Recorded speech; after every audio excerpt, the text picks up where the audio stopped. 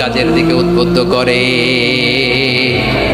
আমাদের কাজ হচ্ছে শয়তান আমাদেরকে যেদিকে নিতে চায় আমরা তার উল্টা দিকে যাব, ঠিক কিনা বলে?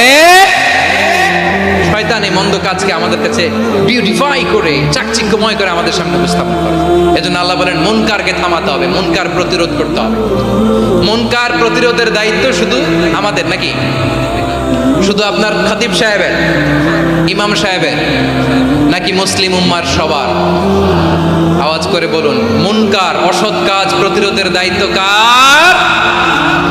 রাব্বুল আলামিন বলেন কুনতুম খায়রা উম্মাতিন উখরিজাত লিন-নাসি তা'মুরুনা বিল মা'রুফি ওয়া তানহাউনা আনিল মুনকার।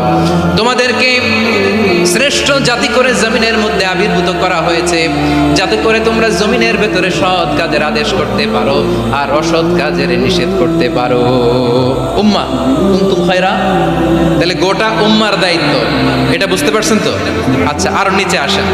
এরপরে আল্লাহ বললেন শুধু উম্মাহ না, এই জমিনের রাজত্ব আমি যাদের হাতে দেই, এই জমিনের মালিক আমি যাদেরকে বানিয়ে দেই, যাদেরকে আমি সরকারের দায়িত্ব দেই, তাদেরকেও মুনকার প্রতিরোধের দায়িত্ব দিয়েছে কে?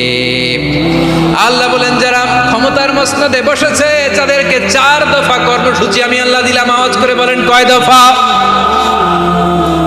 আল্লাহ বলেন আল্লাযীনা ইম্মাক্কান্নাহুম ফিল আরদি আকামুস সালাতা ওয়া আতাউ